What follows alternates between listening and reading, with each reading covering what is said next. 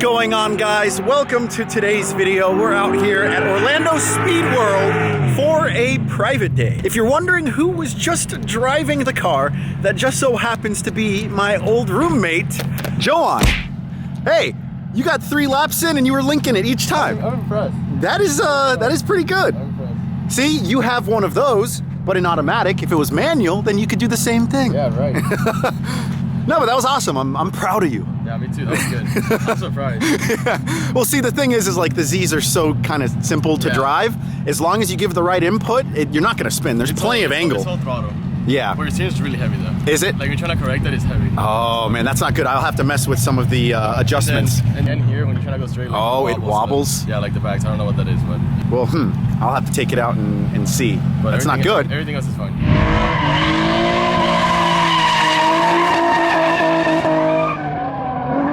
I've never really dialed in the suspension on the Z, so we're gonna focus a lot of our time and effort today on making sure to set it up just right. It does feel like there's a little bit of steering bind, and the car's a little bit floaty when it straightens out. So we played with some tire pressures. We lowered to about 20 PSI in the rear, about 32 up front, and we'll get Joan's feel for it.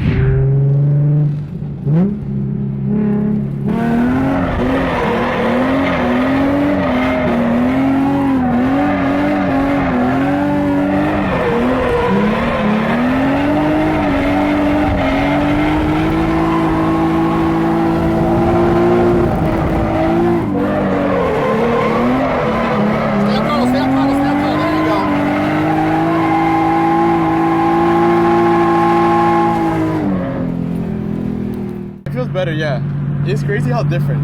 Really? Yeah. Are you still getting binding up front? No. No? I don't think so. It Okay. feels a lot better. Okay, well good.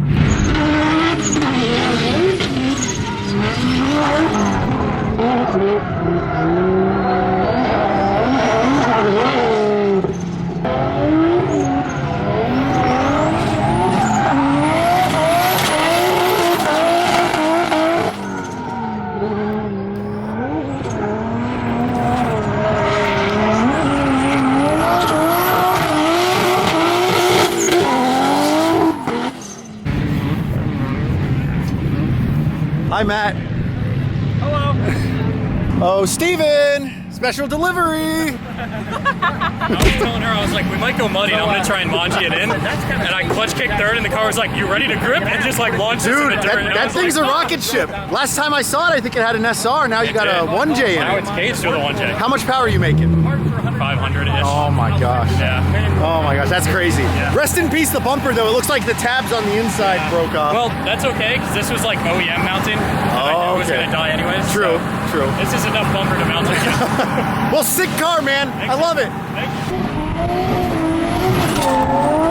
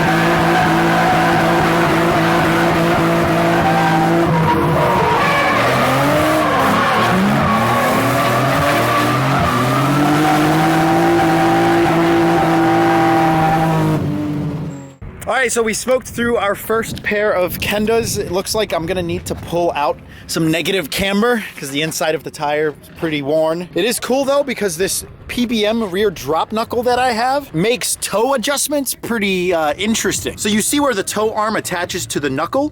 You have a bracket with different slots in it. If you attach the tie rod to the bottom slot, you'll pretty much have stock rear 350Z geometry. Of course, you have the knuckle, the rear drop knuckle, but the further up that you put the attachment point, the more that when the car squats, you'll get a little bit of toe in, so a little bit more extra grip in drift. It's a real nice setup made by PBM.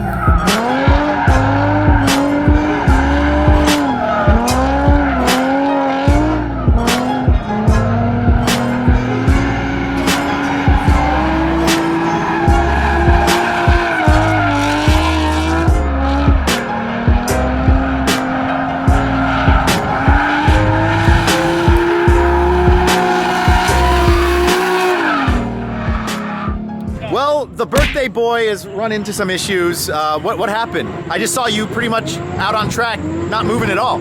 Car sounded worse than I've ever heard it. Thought it was a fuel cut. It was not a fuel cut, and I think the motor's blown. Oh man. So I just checked. I probably have about a quart of oil left in it. Jeez. All the oil is in on my spark plug holes. So that's crazy, man. That's unfortunate. But I mean, you've gotten so much seat time in this Z of yours that it's almost like it's worth it. Yeah. I would happily throw another VQ in and do it all again. But I might go LS. There you go. Flip a coin in this race. Yeah. After I got Wise Fab, I got like events on it. And now you blowed your engine. It's always something. Yep. Always something. You gotta pay to play. That's what I always tell everyone. So rest in peace to Ryan's 350Z. The VQ decided to take a dump on him, and now he's full on getting ready for an LS swap. I think he already picked up his LS2, so that'll be cool to see him back out at the track whenever that gets done. Hopefully, it's not like me and takes 3 years to swap an engine. Regardless, the 350Z had a rough event. Steven, you had tapped me on my rear quarter. It's okay, because I've tapped him in the S13 before in the same exact spot, albeit it wasn't that bad. But in all honesty, I'm not upset because I already have a big dent on the door.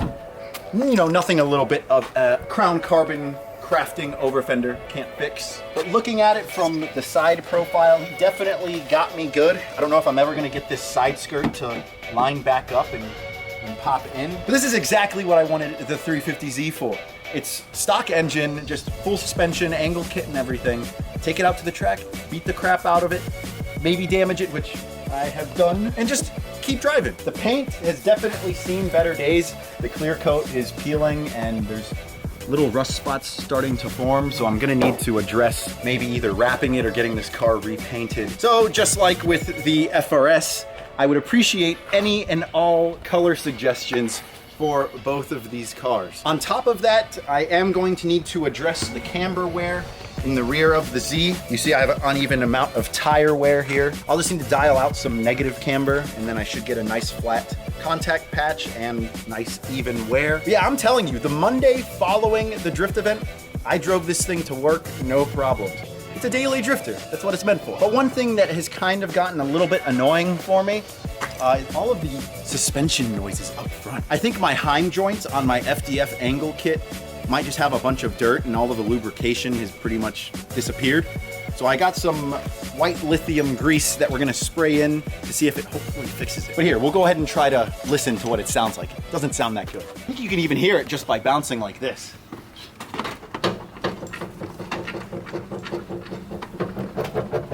You hear that? Just from jumping. There's a bunch of noise.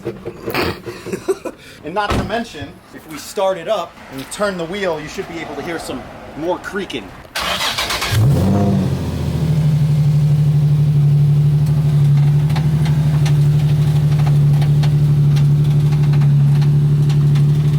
you could hear that because this thing is so freaking loud. There's a lot of noise coming from the front angle kit. So let's go ahead and spray that crap. Thank you, Pedro, for the white lithium grease.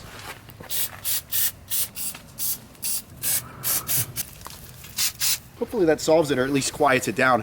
Ideally, I'd need some type of dust boot over each of the Heim joints to prevent any dirt from getting in, and now that I just added grease, it's gonna attract dirt. But for the meantime, if it keeps everything quiet, I won't get so many weird looks from the combination of chirping the rear tires with the welded diff and then a creaky front suspension. So let's see if it helped anything. I see you whining and grinding up on. Maybe a little bit? Kind of. All right, let's take it out for a spin. Well, I can tell you it definitely helps because I don't hear nearly as much creaking as I did before.